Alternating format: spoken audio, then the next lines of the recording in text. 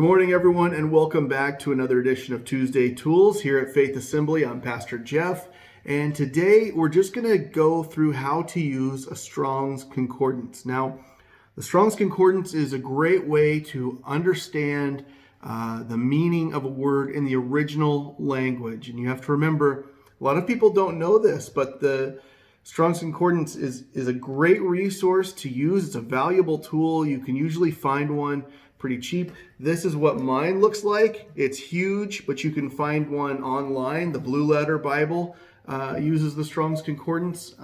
You can usually get a smaller version for a much more reasonable price.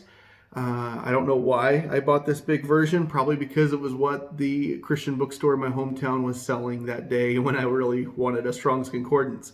You're going to look at wherever your verse is. If your verse is in the Old Testament, you're going to be looking in the Hebrew or Aramaic section of your Strong's Concordance when you find the word.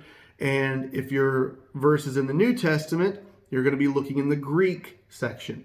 Now, a Strong's Concordance isn't going to tell you the tense of the word or a lot of, in the Greek, for example, 2 Timothy 4:2, preach the word. It's keruxon ton logon. And the word, actually, keruxon comes from the word keruso, which means to preach or to herald.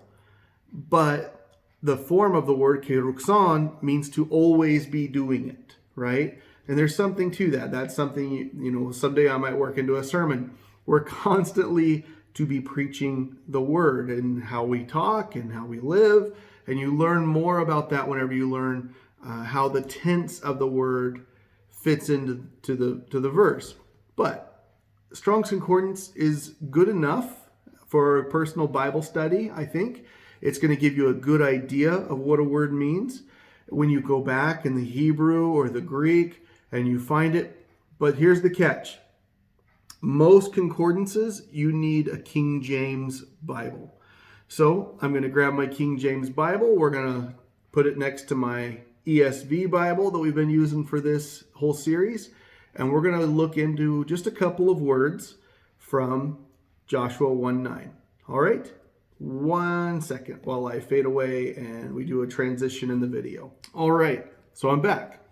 And this is what Joshua 1:9 says in the ESV.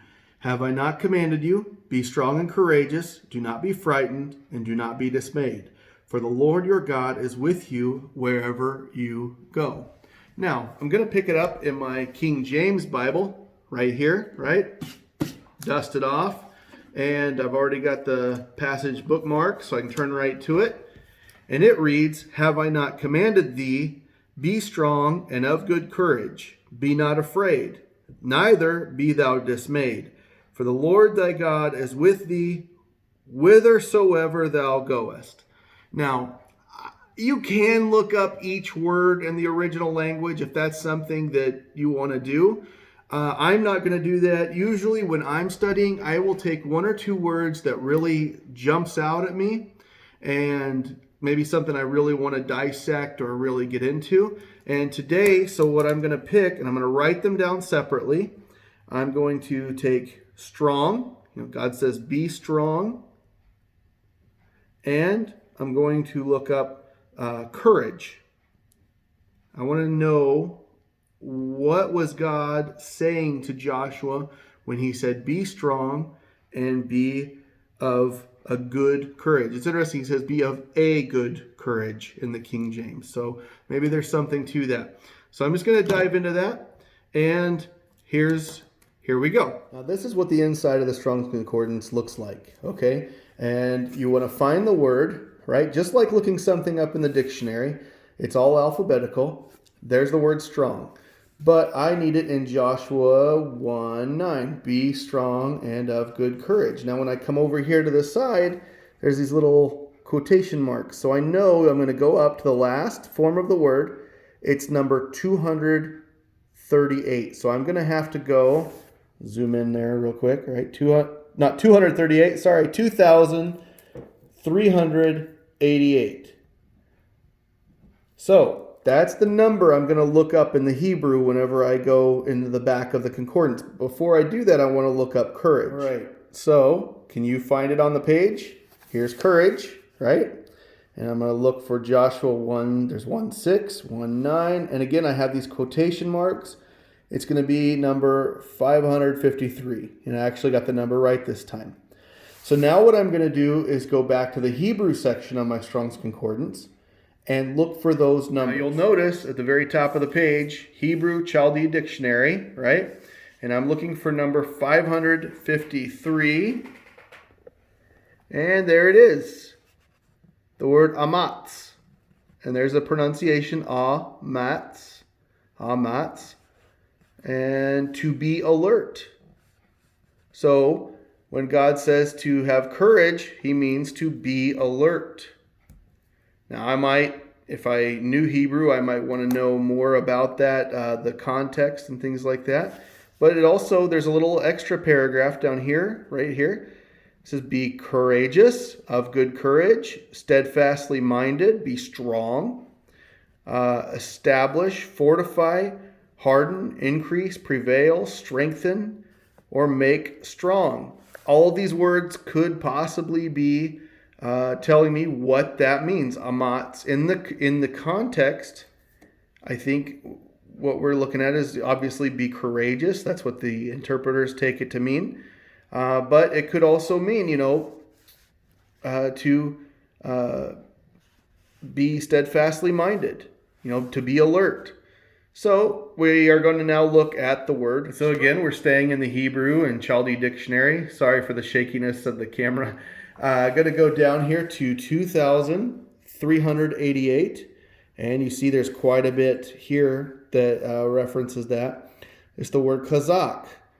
And it means to fasten upon or to seize, to be strong.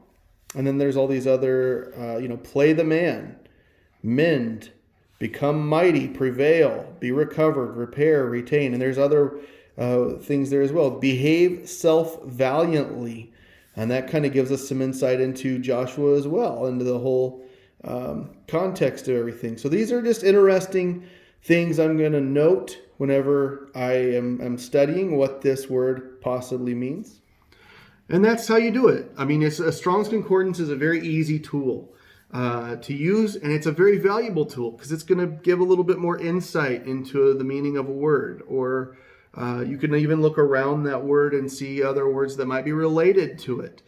Again, if you Google the Blue Letter Bible, it's a great resource, a good website, and you can get to a Strong's Concordance through that. It'll just have little numbers next to the words. You can click that, it takes you right into the Strong's Concordance, and there's even a little bit of commentary and more you can read about on that. But if you don't have a Strong's Concordance, that's a really good resource. If you do have one, it's really nice to have, and it's right there in your hand, no matter how huge it is. It's a valuable resource to help increase your Bible knowledge and what's really being said. We did talk about other translations and things like that in other videos. Sometimes it's interesting to read one or two translations, maybe do the ESV and the NIV or NASB and the King James or vice versa, whatever, to kind of get what other translators might be taking some of these words to mean.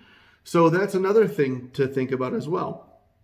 But as far as the Strong's Concordance, I hope you kind of saw how I did it and are able to take that into your own Bible study going forward. Leave a comment below, one of the words you looked up and maybe some insight that you gave. Make sure you hit subscribe and hit the like button, and we'll see you again next Tuesday. We've only got 2 videos left in this series, so I hope you guys have enjoyed them. We'll see you again next week.